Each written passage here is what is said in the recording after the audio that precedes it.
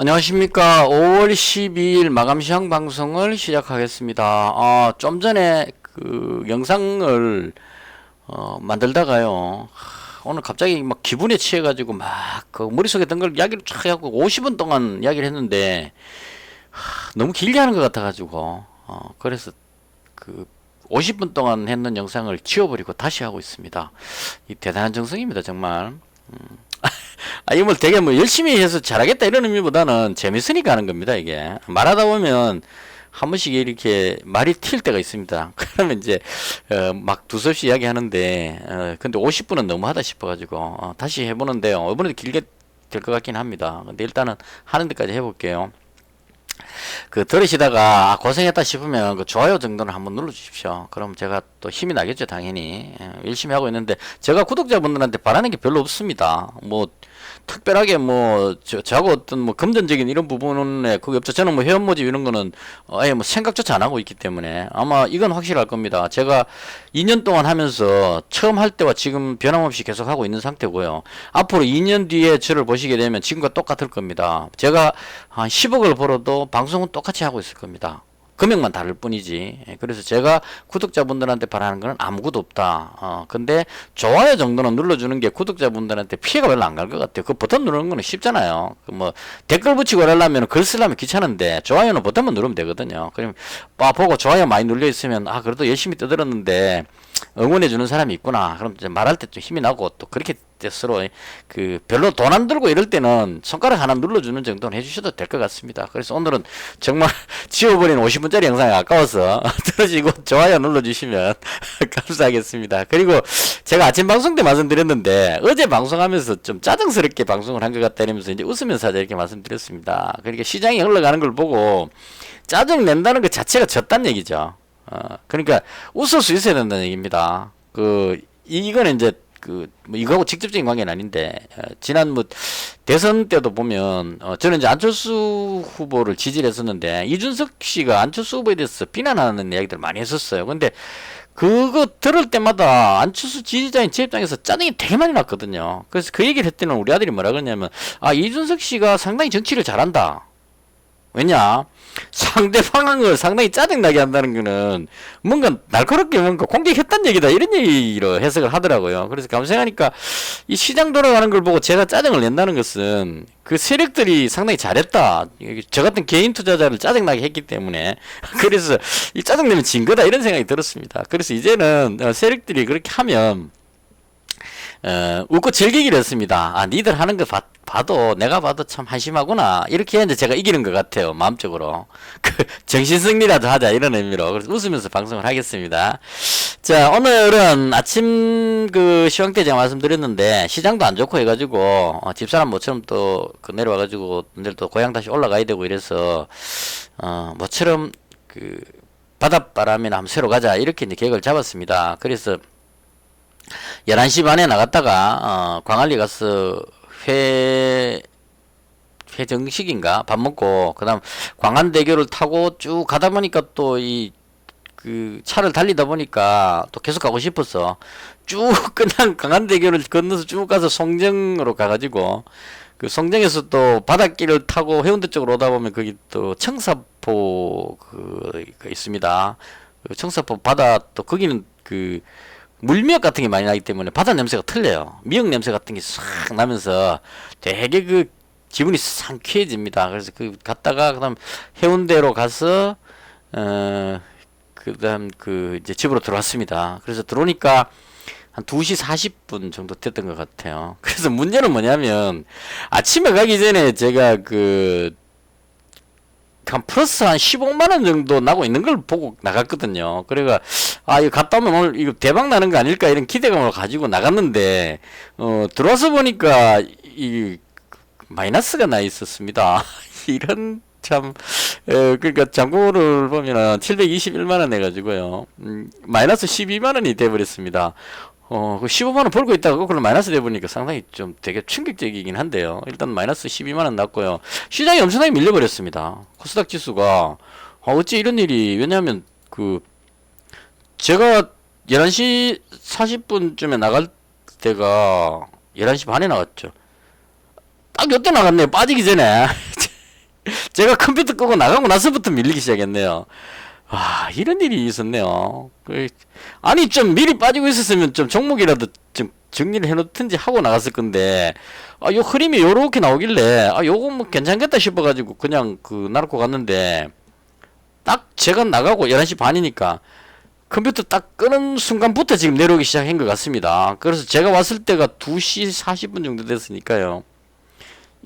여기쯤이네요. 그러니까, 여기서부터 여기만큼 지수가 빠지고 있는 동안 저는 바닥을 달리고 있었습니다. 그래서 뭐 지수는 빠졌지만 비록 손실은 발생했지만 모처럼 또 집사람하고 차 타고 드라이브도 한번 하고 부산 살면서 바다 볼 일이 잘 없었는데요. 그또 바다도 한번 보고 뭐 그렇게 하니까 기분은 좋아졌습니다. 그래서 지금 기분에 취해가지고 술은 안 먹었습니다. 기분에 취해가지고 아까도 방송할 때 그냥 기분에 취해갖고 막 떠들다 보니까 50분 돼버렸는데요. 그래서 상당히 뭐 평온한 상태고요. 이제는 뭐 세력들이 막 던지든지 뭐 기관이 던지든지 이래도 아이 자식들 불쌍한 자식들 뭐 이런 생각이 들지 뭐 되게 뭐 괘씸하고 그런 생각이 안 듭니다. 그래서 어쨌거나 많이 빠져버렸고요. 제가 들어와서 봤을 때는 어떤 대책이 없었습니다. 뭐 달리 어떻게 할 수가 없었어. 그래서 종목만 약간 건드려 놨습니다. 원래는 제가 아침에 나갈 때 제가 네 종목을 가지고 있었거든요. 고려정항하고 동일제강하고 수산중공업 티플렉스 가지고 있었는데 아침에 동일제강을 정리를 하고 티플렉스 쪽으로 100만원 더 늘리고 고려제강 늘리고 이렇게 계획을 잡고 나갔는데 생각했는데요. 그렇게 했던 이유는 고려제강이나 동일제강이나 같은 제강이고 고려제강이 조금 더 좋아 보였어. 그래서 요렇게 해놓고 나가야지라고 생각을 했는데 문제는 제가 나갈 때쯤 고려제강이 상당히 강하게 한 5%, 6%대, 5%대 넘어가고 있었고, 동일제강이 상승하고 있었거든요. 그래서 상승하고 있는데 팔리니까 아까워가지고 놔두고 그냥 갔습니다. 갔는데, 갔다 오니까 쭉 빠져버렸네요. 역시나, 3.95%나 빠져버렸습니다. 요거 아침에 고려제강으로 이렇게 옮겨놓고 갔으면, 물론 그래도 또 비슷할 겁니다. 왜냐면 고려제강이 그때 5점 몇 프로였기 때문에 옮겨놓고 갔으면 고려제강도 같이 빠져버렸기 때문에 뭐 그나물이 그바이네요. 그래서 어쨌거나 들어가지고 동일제강 정리하고 고려제강을 현재 300만원 왔다갔다 했는데 결과적으로 그겁니다. 고려제강을 300만원 그 다음 티플렉스를 원래 100만원 있었는데 200만원 정도로 이렇게 맞췄습니다. 그래서 원래는 200, 200 동일제강 200 그 다음 티플렉스 100 이렇게 있었는데 동일제강 200을 정리한 다음에 티플렉스를 100만원 늘려갖고 200 그 다음 고려제강을 100만원 늘려갖고 300 요렇게 현재 맞춰놓은 상태입니다. 자, 제가 가진 종목 말씀드렸고요. 그 다음 시황에 대한 부분입니다. 자, 지난밤에 미증시가 나스닥이 많이 빠졌습니다. 3% 정도. 이게 많이 빠지고 있었는데다가 더 빠져버리니까 좀 충격적이었습니다. 그래서 항상 지금 요즘 조마조마한 게 미정시가 빠져갖고 반등할 줄 알았는데 빠져버리면 어떻게 할까 이게 지금 계속 걱정이었거든요. 그리고 실제로 그 일이 일어나 버렸습니다. 왜 그러냐면 코스닥 지수가 일봉으로 보시면 오늘 거 말고 어제 거 보시면요. 자, 코스닥이 어제 상승했거든요. 상승했는데 1% 가까이 상승했는데 이거는 이제 미국 선물 지수가 오르고 있었기 때문에 저녁에 미증시가 상승할 줄 알고 미리 올려놨는데 나스닥이 올라올 줄 알았던 나스닥이 올라가는 건 고사하고 밑으로 3%나 급락해 버렸거든요. 그럼 이제 이게 엄청난 디커플링이 되어버렸죠. 우리는 미리 나스닥 상승할 줄 알고 1% 올려놨는데 나스닥은 3%나 뒤로 빠져버렸으니까 갭이 한 4% 가까이 갭이 나버렸죠. 그래서 이게서 이제 충격받아가지고 이거 키 맞추기 하려고 오늘 뒤로 밀어버린 것이 아닌가 이런 생각이 듭니다. 그래서 코스닥이 오늘 그냥 3.77%나 빠져버렸네. 지금 이거 밑에까지 잘 보이지다. 3.77%나 하락을 해버렸습니다. 그래서 미증시가 왜 빠졌을까 하고 보니까 이게 독일 증시가 2%나 상승했는데 빠졌잖아요. 그러니까 이게 유럽 증시 끝나고 나서 그 다음에 이제 빠진 것 같은데 그렇다 하더라도 좀 많이 빠졌습니다. 증시가 독일 증시가 2% 가까이 올랐는데 나스닥은 3%나 빠졌다는 얘기는 이거 뭔가 언밸런스잖아요. 그래서 이유를 보니까 소비자 물가지수 발표가 있었는데요. CPI라고 보통 이야기하는 것 같아요. 소비자 물가지수 발표가 있었는데 이게 8.3으로 나왔답니다. 근데 이 8.3이 전문가들의 예상치가 8.1이었답니다. 그러니까 예상치보다 높게 나왔다. 이걸 해석을 예상치보다 높게 나왔다. 금리가 높다. 이렇게 되니까 이제 이걸 쭉 연결해 가지고 연준에서 물가 상승을 통제를 못하고 있다. 연준 의장이 물가 관리를 제대로 못하고 있다. 그래서 6월 달에는 0.5포인트 가지고는 물가를 못 잡을 것 같으니까 0.75포인트 자이언트 스텝으로 물가를 0.75포인트 올려야 되는 것이 아닐까 여기까지 생각해 가지고 금리가 0.75포인트 올라가는 데 대한 부담감으로 나스닥 기술주가 많이 빠졌다. 이렇게 되는 것 같아요. 근데 제가 생각할 때 이 부분이 조금 이해가 안 되는 것이 뭐가 이해가 안 되느냐면 지난달에 소비자 물가지수가 8.5였답니다. 그럼 8.3이면 8.5보다 좋아졌잖아요. 좋아졌는데 이걸 굳이 예상치보다 높게 나왔다. 이걸 가지고 이야기하는 것은 조금 과하게 반응한 것이 아닌가. 그러니까 증시가 계속 빠지니까 주식을 가지고 있는 투자자들이 팔고 싶은데 그냥 팔면 좀 자존심 상하잖아요. 자기가 주식 샀는데 주식을 판다는 얘기는 내가 잘못 샀다가 되기 때문에 잘못을 인정하기가 싫으니까 핑계거리만 있으면 던지려고 딱 벼르고 있는데 이게 8.3 딱 나오니까 이제 반응이 예상치가 8.1인데 8.3이 나왔다. 연준 의장 도대체 뭐 한 거야? 금리도 못 잡고, 물가도 못 잡고, 이렇게 핑계를 대면서 연준 의장 때문에 난 주식을 던진다. 이런 느낌으로 그냥 핑계거리 삼아서 던져버린 것 같아요. 그래서 쭉 빠져버린 것 같고, 그래서 이건 좀 오버해서 빠졌다. 전번달보다 좋아졌는데 예상치보다 높다고 해서 이걸 가지고 3%씩이나 빠진 건 좀 오바가 아닌가 개인적으로 그렇게 생각합니다. 그래서 그만큼 시장 상황이 안 좋았다 이렇게 보시면 될 것 같고요. 그리고 국제유가도 아침에 좀 오르고 있었어요. 그러니까 WTI 기준으로 100달러, 101달러 하고 있다가 105달러까지 올라갔거든요. 천연가스도 올라가고. 그래서 이 부분이 뉴스가 뭐가 나왔냐면 우크라이나의 가스관 관리하는 회사에서 천연가스 공급하는 파이프라인 관이 돈바스 지역에서 우크라이나 땅을 지나서 유럽으로 간답니다. 당연히 그렇게 되겠죠. 왜냐면 유럽으로 러시아 천연가스가 유럽으로 가야 되는데 우크라이나 땅을 지나가야 되니까요. 그래서 이 파이프가 지나가고 있는데 이 돈바스 지역을 러시아군이 점령해가지고 거기에 가스 시설, 밸브 시설들을 자꾸 제대로 잘 못하니까 이 우크라이나 회사가 돈바스에 있는 러시아군이 점령해가지고 이 조작하는 게 불안하기 때문에 그로 인해서 가스를 차단시킨다고 끊어버렸다는 얘기예요. 근데 이게 유럽으로 들어가는 가스관이 한 3분의 1 정도가 된답니다. 우크라이나 지나가는 관에. 그래서 이걸 잠가버리니까 순간적으로 이제 에너지 관련주가 급등하는 현상이 나왔다. 이렇게 보면 될 것 같고요.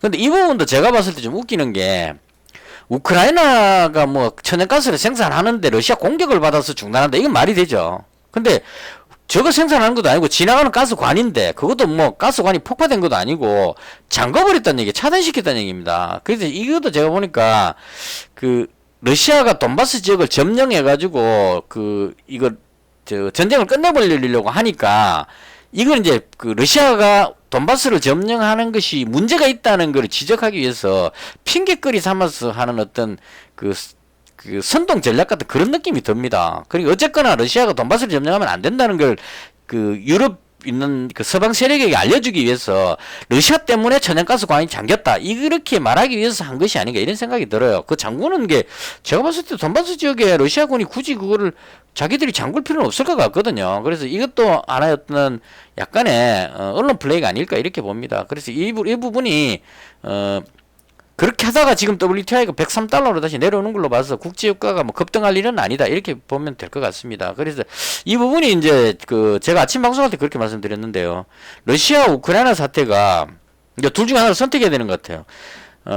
종전선언으로 해갖고 전쟁이 끝나는 쪽으로 배팅을 할 거냐, 아니면 전쟁이 지금보다 더 장기화해가지고 계속 그냥 전쟁 해가지고 갈 것이냐, 장기화가 될 것이냐, 이 둘 중에 하나 선택해야 될 것 같은데, 만약에 장기화가 된다면 지난번처럼 국제유가가 올라가고 국제 곡물 가격이 급등하는 이런 현상, 그렇게 이제 예상을 해봐야 될 거고, 그렇지 않고 제가 예상하는 거는 이제 종전선언을 할 것 같거든요. 전쟁이 끝날 것 같거든요.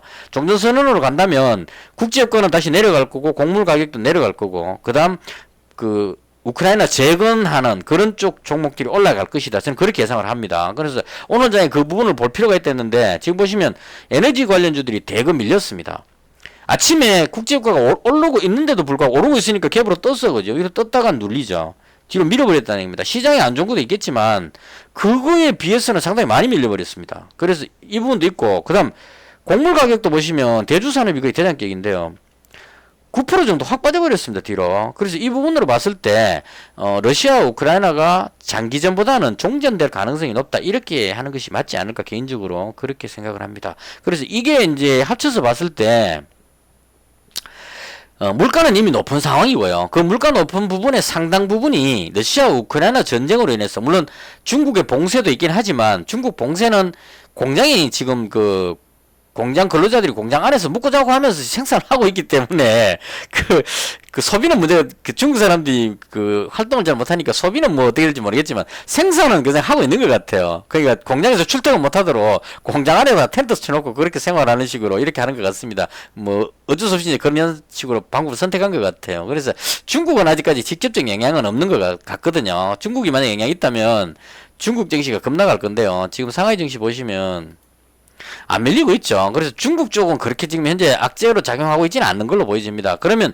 현재 물가가 높은 것은 러시아 우크라이나 사태로 인해서 그 석유 가격이라든가 곡물 가격 급등 이런 것들이 영향을 많이 주고 있다, 이렇게 봅니다. 그래서 이 부분이 그 이전에 물가가 높았던 것은 코로나 확산으로 인해서 물류가 제대로 못 움직여 가지고, 물류가 제대로 못 움직이니까 생산지에서 소비지로, 특히나 미국 같은 소비 국가로 빨리 운송해갖고 갖다 날려줘야 가격이 통제가 되는데, 항구에 내려놓으면은 코로나 걸려갖고 운송이 안 되니까 제대로 전달이 안 돼갖고 컨테이너가 적재되고 막 이런 물류의 불균형, 이런 것들로 인해서 물가가 높았던 부분이 있었거든요. 그래서 코로나가 이제 해결돼 가니까 물류가 정리돼 가고는 있는 그 시점에 러시아 우크라이나 전쟁 터지는 바람에 국제 유가를 비롯한 이런 것들이 급등하면서 또 물가를 끌어올리는 현상이 생겼다는 얘기입니다. 자, 그럼 이 매듭을 풀려면 코로나는 어느 정도 진정됐다고 봐야 되겠죠. 확진자 숫자가 중요한 게 아닙니다. 왜냐하면 확진자가 늘어나더라도 봉쇄만 하지 않으면 되거든요. 사람들이 이제는 코로나에 겁을 안 낸다는 얘기입니다. 마스크를 끼든 안 끼든 간에 걸리면 치료하지 뭐, 이렇게 하고 정상적인 경제활동을 합니다. 그래서 코로나로 인한 물류 불균형, 이런 것들로 인한 물가는 앞으로 해결이 될 거란 얘기예요. 그럼 이제 남은 게 러시아 우크라이나 사태인데, 이 러시아 우크라이나 사태가 전쟁이 종전으로 가게 된다면 물가가 잡힐 수 있다는 얘기입니다. 그럼 물가가 잡히면 금리 인상 우려감, 자이언트 스텝 0.75%까지 갈 필요가는 없을 것이다, 이렇게 연결이 된다면 증시는 급 반등할 수 있다, 저는 그렇게 봅니다. 그래서 개인적으로 봤을 때 저는 상승 쪽에다 배팅을 하고 있는 상태입니다. 아침에도 말씀드렸는데 미증시가 급락해버렸기 때문에 국내 증시가 빠지는 상황인데, 여기서 하락적으로 보고 싶지는 않다. 왜냐하면 저는 러시아 우크라이나가 전쟁이 끝난다고 보기 때문에. 그래서 그 부분이 어느 정도 종전이 되게 되면 턴에서 급등할 수 있는, 급반등할 수 있는 모양이 나오기 때문에 그거 눈으로 보고 나면 이미 따라 들어가기 늦다는 얘기죠. 갑자기 턴해갖고 확 올라버리기 때문에. 그래서 그런 일이 생기기 전에 빠지고 있을 때 매수해갖고 참고 버티자, 이게 제 전략이었습니다. 그래서 아침 제 방송에 홀딩 관점이라고 지금 제가 써놨거든요. 그래서 종목을 모두 보유하겠다, 그렇게 하고 나서 오늘 종목을 물론 이제 동일 제강을 이렇게 바꾼 그건 있지만 이렇게 해서 결과적으로 그대로 홀딩하고 넘어왔습니다. 그래서 제가 보는 관점은 그렇습니다. 왜 러시아하고 우크라이나가 종전되는 걸로 생각하느냐 하면, 오늘 그냥 바닷바람이 너무 좋았기 때문에요. 청사포의 물미역 향을 가득 품은 바닷바람, 시원한 바닷바람이 기분을 너무 좋게 했습니다. 그래서 지금 기분에 취해가지고 술은 안 먹습니다. 저는 술 못 먹기 때문에요. 자연에 취할 수 있다는 걸 오늘 느꼈습니다. 정말로. 정말 기분 좋습니다. 지금 약간 취한 정도로. 물미역 냄새가 그렇게 좋을 수가 없었어요. 바다에 약간 짠 듯한 이런 냄새 있거든요. 바다 특유의 냄새. 그게 아주 강하게 해운대 바다에서는 못 느끼는 냄새가 거기 납니다. 청사포에 가시면. 거기 해운대 블루라인인가 철도도 있습니다. 기차 타고 바닷가를 이렇게 쫙 가는, 물론 타진 않았습니다, 제가. 일단 거기도 있다는 얘기 말씀드리는 거고.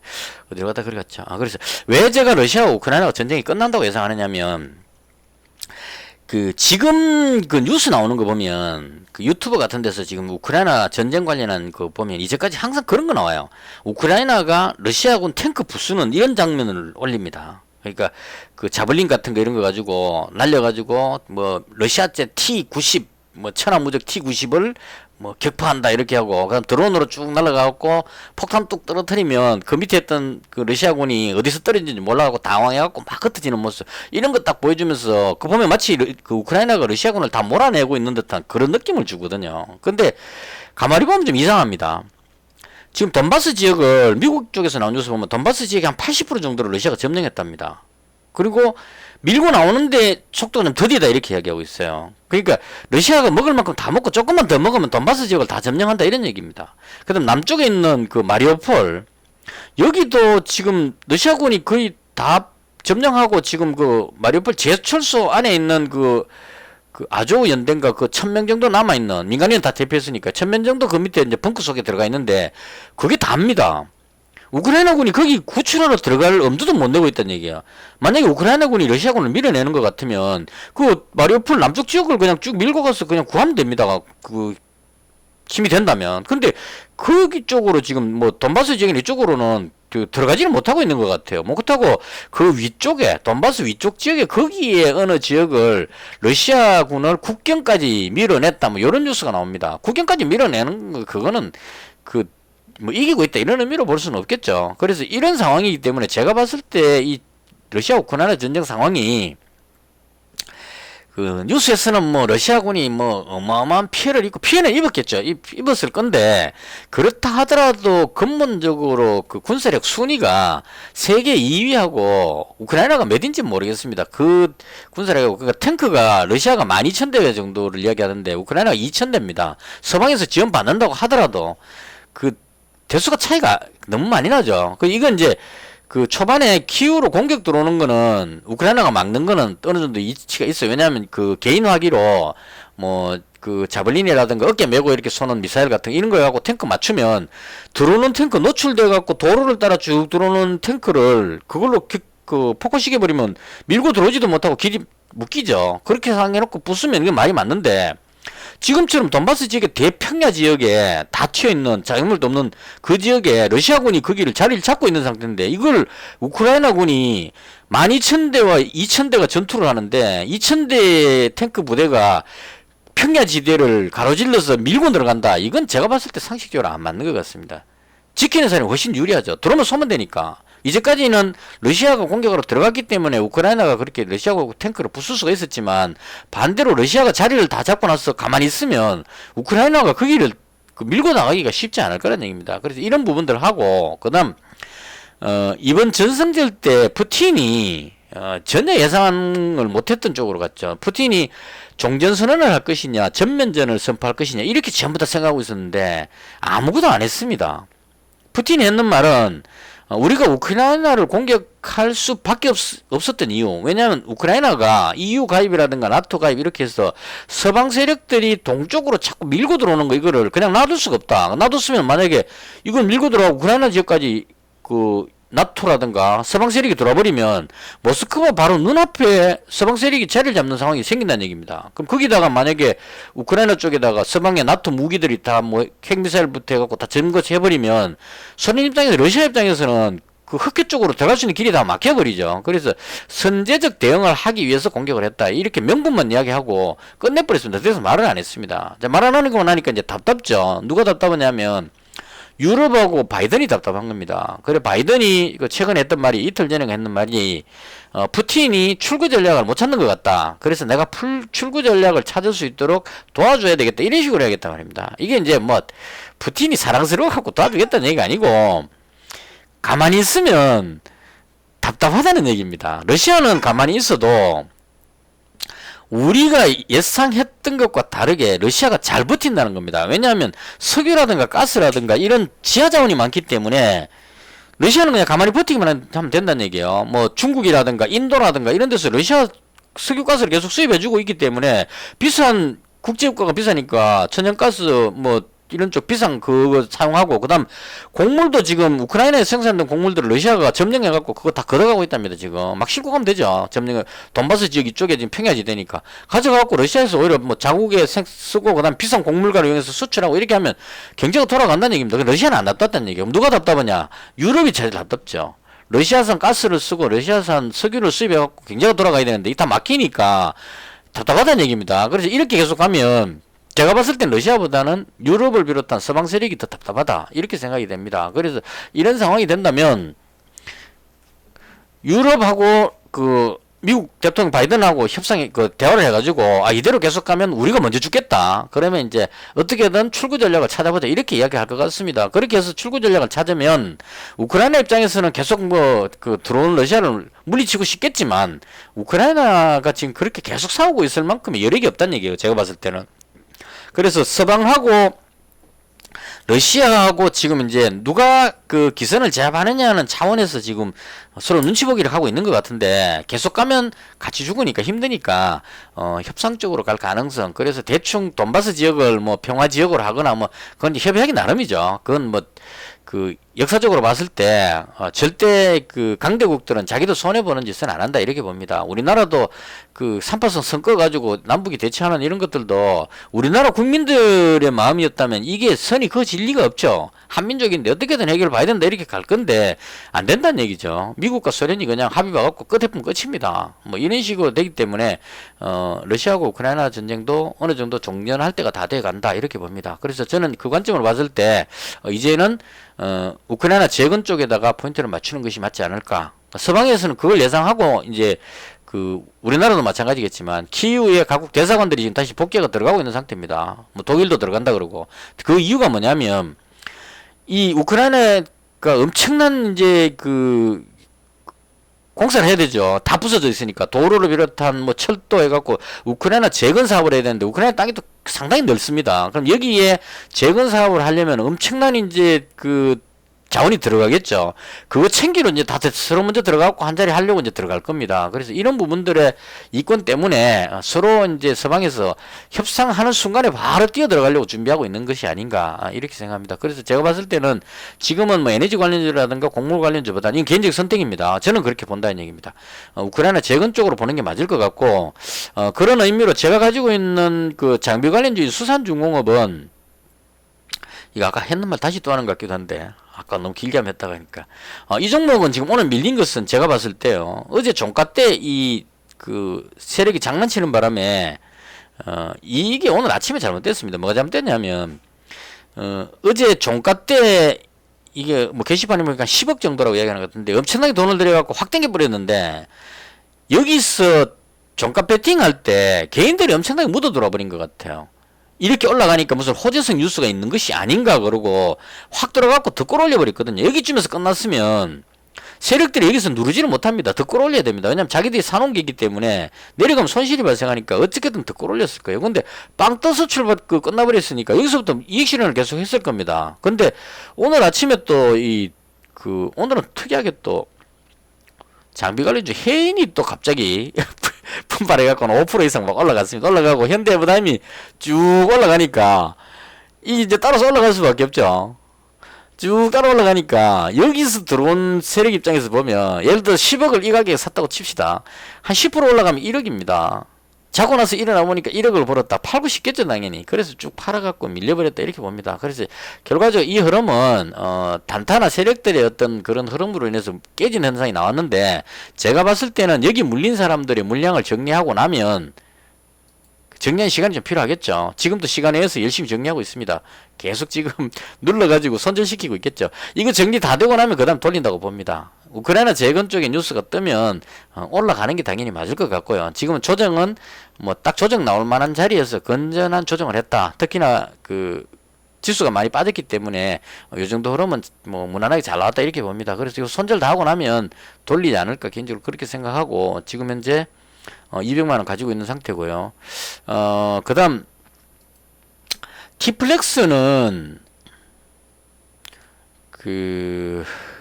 혹시나 제가 했던 말 또 하는 것 같으면 어쩔 수 없습니다. 지금 왜냐면 아까 50분 동안 방송할 때 이 말을 다 했는데 지금 이 말을 하니까 아까 했던 말인지 방금 했는 말인지 기억이 안 나가지고 일단 다시 하겠습니다. T플렉스를 제가 좋게 보는 이유는 T플렉스는 원래 최초에 히토류 관련주였습니다. 이 종목. 오늘 그냥 기분이 좋아서 그냥 머릿속에 든 거 그대로 다 이야기할게요. 히토류 관련주로 그때는 유니온이 대장이었습니다. 이렇게 움직이죠. 유니온이 움직이는 이런 흐름에 T플렉스는 한 3등주 정도 됐었어요. 많이 못 올라갔었죠. 이렇게 됐었는데 그 다음 이 2차 전지 관련해서 뉴스가 한번 있었어요. 티플렉스가 니켈을 사용한 전지, 뭐 니켈 뭐 이런 의미로 해서 그 유망하다 이런 식의 뉴스가 나오면서 움직임이 한번 있었습니다. 그렇게 움직였었고, 그리고 이게 올라갈 때 이때가 5월 8일이었죠. 이때는 그 뭐 때문에 올라갔냐면 USD 맞죠? UST는 이거 뒤에 무슨 악재 떠가고 밀려버렸으니까 이거는 비교하면 좀 그럴 것 같고 다른 것 같게요. 2등주였던 황금 ST. 니켈 관련주의 2등주가 황금 ST일 겁니다 아마. 이 종목 보시면 5월 8일날 보시면 러시아 우크라이나 전쟁 뭐 이런 걸로 해가지고 니켈 가격이 급등한 적이 있었습니다. 원자재 가격이 급등할 때 그때 5월 8일인데요. 니켈 관련주가 갭으로 떴습니다. UST가 그 20몇 프로 뜨고 얘도 갭으로 높이 떴어요. 그래서 올라가다가 쭉 밀렸습니다. 근데 이 같은 날 티플렉스 보시면 이게 5월 8일이거든요. 다른 대장주가 이게 얘가 니켈에서 3등주였는데 대장주 같으면 이렇게 돼갖고 이렇게 밀렸다고요. 음봉으로. 근데 얘는 뜨고 나서 위로 더 밀어 올려서 상승해서 끝났습니다. 양봉으로. 그래서 니켈 관련주 다 내려가는데 얘 혼자 왜 올라가지 이런 느낌이 됐었어요. 그리고 나서 살짝 누르고 나서 그 다음에 급등시켰습니다. 제가 여기서 잡았다가 여기서 팔았는데 그 다음에 이렇게 떠버렸습니다. 아깝네 이랬는데 그 다음 다시 밀려버렸죠. 그래서 이거 올라갈 때 이제 생각이 꼬인 겁니다. 대부분 사람 그랬을 겁니다. 이건 제 개인적인 생각인데요. 니켈인 줄 알았는데 이게 아니네. 원전 관련주로 올라간 것이 아닐까 이제 이렇게 해석했습니다. 원전 뭐 니켈 그 밸브 뭐 이런 쪽으로 뉴스를 해가지고 그럼 원전주의 대장격이다 이렇게 올라갔는데 다른 원전주가 오르기 전이었었어요. 이게 그러니까 원전주의 한신기계가 뜨는 게 여기서부터 뜨기 시작하죠. 이게 거의 얘가 일찍부터 움직였네요. 한신기계가 5월 8일 이후니까 이거 뭔가 이상하다. 잠시만요. 티플렉스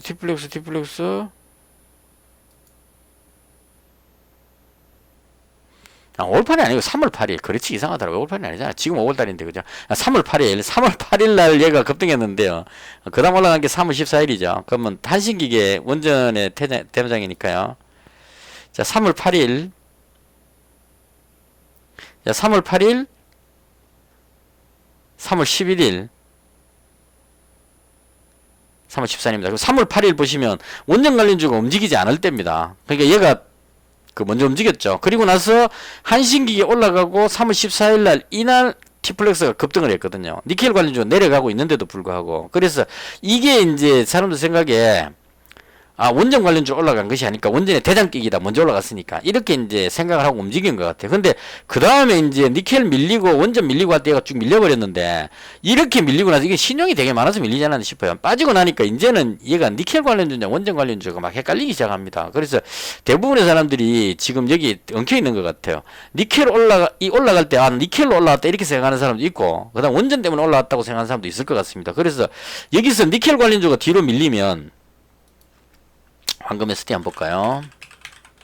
이렇게까지 뭐 정밀하게 분석할 필요 없는데 자, 황금 ST가 오늘 약간 뒤로 밀렸죠. 그래서 황금 ST가 뒤로 밀리면 니켈 내려가네 이러고 따라 내려가는 그런 느낌을 가질 수 있다는 얘기죠. 그리고 오늘도 잘 가고 있다가 티플렉스가 분봉으로 보시면 잘 올라가고 있다가 뒤로 밀렸습니다. 그래서 오늘은 밀린 거 보시면 원전 관련주들이 대부분 다 밀려버렸거든요. 우지는 최근의 대장이라고 그나마 상승했는데 지금 한신기계부터 해가지고 그 다음에 일진파워 뭐 오르비텍 다 뒤로 밀렸습니다. 그래서 원전 관련주 다 밀리니까 시장도 밀리고 원전 관련주도 밀리니까 티플렉스도 덩달아서 뒤로 밀린 것이 아닌가 이렇게 생각이 됩니다.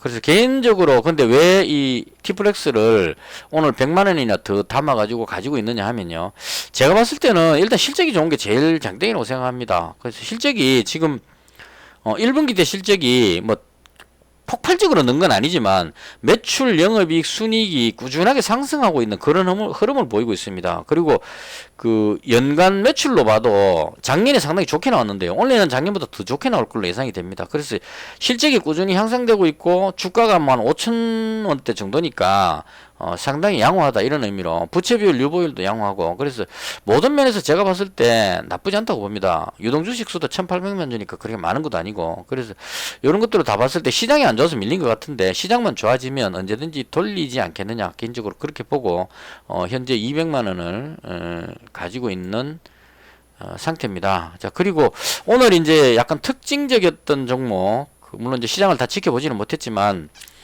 오늘 좀 특징적이었던 종목, 개인적인 견해로 말씀드립니다. 이거는 휴마시스하고 그 다음에 수젠텍하고 이 진단키트 관련주가 오늘 좀 강하게 움직이는 모습이 나왔습니다. 그래서 이걸 그 확진자 비교해 보면 별 차이가 없었어요. 비슷하게 나왔는데 왜 올랐을까에 대해서 고민을 해봤는데요.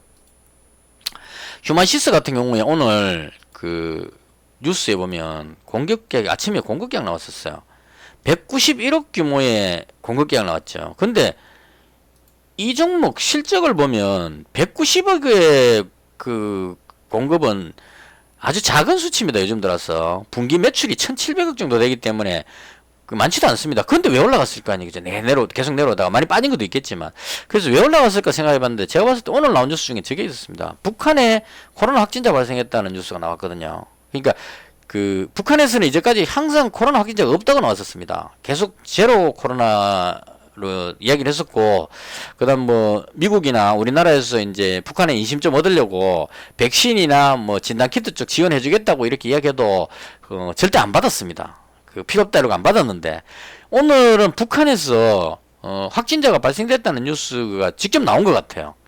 그리고 상당히 엄중하다는 이야기를 했고 이 얘기를 했는데 이 오미크론일 가능성이 높다 이렇게 나왔다는 얘기입니다. 자, 그러면 북한처럼 봉쇄를 하고 있는 나라도 오미크론을 막기에는 역부족일 수 있다 이렇게 볼 수 있다는 얘기죠. 중국도 지금 상하이를 봉쇄해 놓고 그건 한 달이 넘었는데도 아직까지 못 잡고 있는 상태거든요. 그래서 오미크론은 워낙 빠르기 때문에 봉쇄로는 불가능하다 이렇게 볼 수도 있을 겁니다. 만약 그렇다면 북한에서 확진자가 늘어나 버리게 된다면 백신 접종도 안 된 상태고 오미크론이 퍼지면 누가 걸렸는지 찾아내야 된다는 얘기죠. 제일 급선무가. 그래서 북한에서 가장 지금 필요한 것은 진단키트가 아닐까라고 생각이 됩니다. 그래야 그 감기 증상인지 코로나인지 알 수가 없으니까요. 걸린 사람 찾기 위해서는 진단키트가 필요할 것 같고 그러려면 자가 진단키트가 엄청나게 필요하지 않을까. 특히나 지금 우리나라나 이런 유럽, 미국 쪽에서 진단키트 수요가 줄고 있기 때문에 그 많이 생산된 부분을 북한에 원조하는 건 쉽지 않을까 이렇게 싶습니다. 그래서 그 제가 진단키트 올라간 이유를 그냥 느낌상 아침에 북한에 확진자가 발생하니까 진단키트 북한 지원 뭐 이런 쪽으로 연결해서 올라가는 것이 아닌가 이런 생각이 들었어요. 그래서 잡을까 하다가 제가 잡지 않은 이유는 그 북한에 지원한다고 해서 이게 과연 어떤 진단키트의 대세를 바꿀 수 있을 것인가. 물론 일시적으로 효과는 있을 것 같습니다. 만약에 북한에 진단키트 지원한다 그러면 그 뉴스로 인해서 급등할 수 있을 것 같긴 한데 죄송합니다. 오늘 너무 떠들었다. 그렇다 하더라도 그게 지금 확진자가 줄어들고 있는 이 지금 상황에서 진단키트의 그 재료를 끌어올릴 만큼 그런 건 아니지 않을까. 그래서 고민하다가 이쪽 그냥 포기했습니다. 북한에 지원할 것 같긴 한데 그거 가지고 뭐 북한의 인구도 그렇게 많지 않고 그래서 날씨가 따뜻해지면 국내 확진자 숫자가 오히려 내려가 버릴 수 있기 때문에 그런 의미로 그냥 몇 살려다가 포기를 했고요. 그랬다 이런 얘기입니다. 그 다음 오늘 자동차 관련주들이 최근에 계속 좀 움직임이 꾸준하게 좋았었는데 오늘 약간 밀리는 느낌이 나왔네요. 오늘 그 자동차 관련주 한번 사볼까 말까 했었는데 그 약간 밀리는 느낌 나왔고요. 그 다음 제가 지금 오늘 가장 그 관심 있게 봤던 게 뭐냐면 일단 케미칼 관련주들이 강했습니다. 태경케미칼, KG케미칼 그리고 KGETS라는 종목 이 종목이 오늘 상한가 들어갔거든요. 그래서 이 종목이 계속 그 최근 들어서 관심을 가지겠습니다. 이게 이제 왜 관심을 가지냐면은 KGETS는 제가 언제 매매해봤냐면 이때 매매해봤습니다. 요때 뭔가 느낌이 좋아갖고 샀는데 사니까 계속 눌러버려가지고 이 또 그 제가 손절하고 나서 떴던 것 같아요. 뜨고 나서 그 다음 여기서 봤을 때 7,000원짜리가 26,000원까지 갔죠. 거의 3배 넘게 올라갔습니다. 계속 올라갔거든요. 그래서 한번 놓치고 나서 그 다음부터는 들어가지를 못했습니다. 너무 빠르게 올라가 버려갖고. 그리고 나서 고점 찍고 나서 내려올 때는 보시면 여기서부터 계속 내려왔습니다. 호재뉴스 터져도 떴다가 눌러가지고 더 빠져버리는 겁니다. 호재뉴스 터진 날이 이런 날이에요. 호재뉴스 터지니까 개울로 뜨면 눌러버리고 더 빼버리는 겁니다.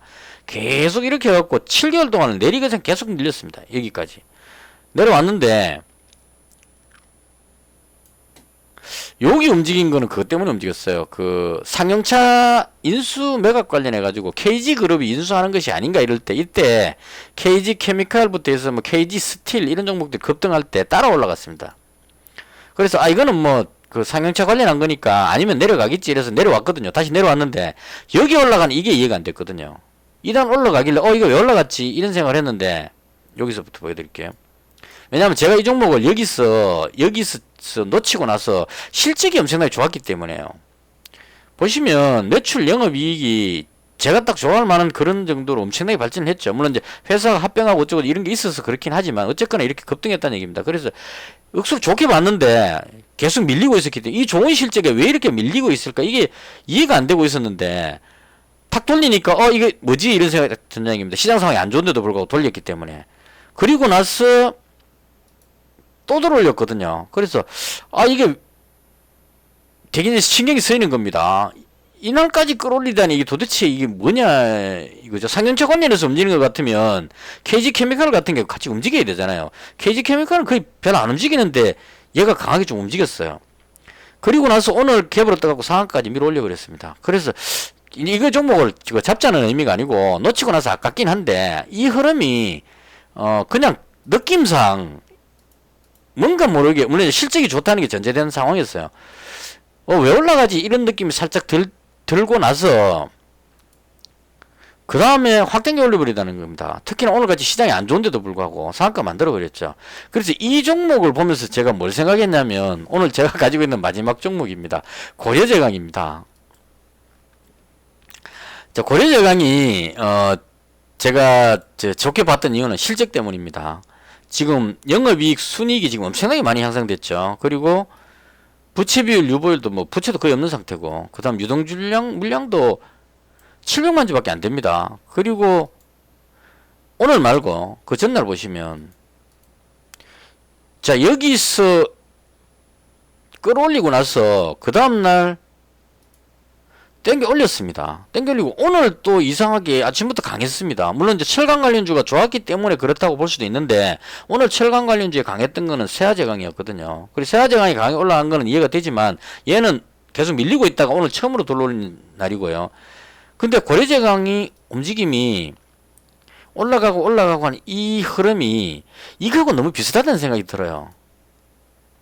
오늘 그 상한가 간 거 말고 요렇게 놓고 봤을 때 앞에 매물이 많이 깔려있죠. 이 매물이 많은데 이 많은 매물을 두고 설마 올라가겠어라고 생각하고 있었는데 이걸 갭으로 띄워가지고 밀어 올려버렸다는 겁니다. 이 매물 다 뚫고 지나가 버린 겁니다. 이 많은 매물을 그냥 치고, 이 거래량도 터졌기 때문에 엄청난 그 매물일 건데 이걸 밀고 올라가 버렸다는 얘기예요. 그래서 이런 느낌으로 봤을 때 고려제강도 왠지 느낌이 이 정도 매물 정도는 뚫고 그냥 쫙 올라갈 수 있지 않을까 이런 생각이 살짝 들었습니다. 어디까지나 제 개인적인 상상력이고 너무 믿지는 마시고요. 그래서 고려제강을 비중을 좀 더 높여가지고 지금 현재 300만 원을 가지고 있는 상태입니다. 이거 좀 더 잡을까 하는 생각도 들긴 살짝 하는데, T플렉스 같은 게 상승하고 있으면 정리해갖고 하면 되는데 지금 다 하락하고 있어가지고 손실 보고 팔긴 싫어서요. 그래서 일단은 그렇게 생각해놓고, 고려제강이 지금 시간 외에도 보시면 살짝 돌리는 느낌이 나옵니다. 지금 마지막 6시 타임 다 돼가는데요. 지금 계속 누군가 잡아먹는 것 같아요. 그래서 일단 개인적으로 내일은 좀 기대하는 종목이 고려제강이다, 이렇게 정리를 하겠습니다. 그래서 오늘 뭐 나머지 다른 종목들은 오늘 중간에 뭐 바람 쐬고 오느라고 못 봐가지고 잘 모르겠고요. 제가 봤던 대충 강했던 종목들이 이런 종목들이 아니었나 싶습니다. 그래서 다시 정리하면 고려제강 300, 수산중공업 200, T플렉스 200. 수산중공업은 일단 매물을 정리하고 나면 돌릴 것 같고요. T플렉스는 조금 길게 보고 잡고 있습니다. 이건 그 히토리 부분도 있고, 이게 만약에 이까지는 좀 소설인데요. 그러니까 만약에 북한 쪽하고의 어떤 관계 개선 이렇게 되게 되면 북한 자원 개발 이런 의미로 뉴스가 뜨면, 옛날에 남북경협주 뜰 때 남북경협주 뜨면 철도가 먼저 움직이고요. 그러니까 개성공단, 지금 같으면 이제 개성공단이 먼저 움직일 겁니다. 개성공단, 금강산, 철도.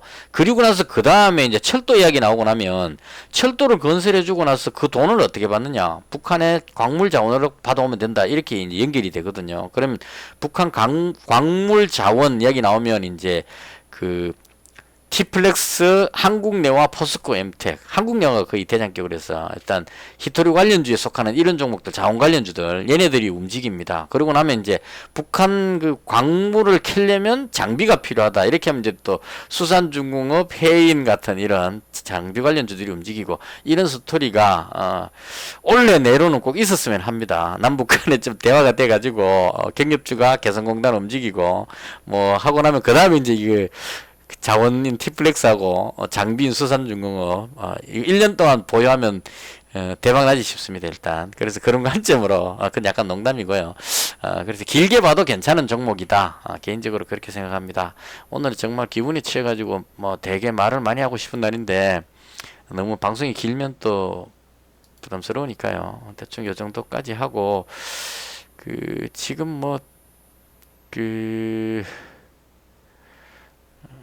그저 그렇습니다. 미국 선물 지수도 막 춤을 추고 있고, 그 다음에, 다우지수, 독일 지수가 한 2% 정도 빠지고 있고, 딱 그 정도이네요. 그래서 개인적으로 봤을 때, 미증시가 자꾸 빠지고 있는 게 상당히 부담스럽긴 합니다. 부담스럽긴 한데, 여기서 더 빠지는 건 또, 좀 단기적으로 너무 빠지는 것 같죠. 그래서 특별한 뭐 새로운 악재가 없는 상태에서 그래서 마지막으로 선을 한 번만 더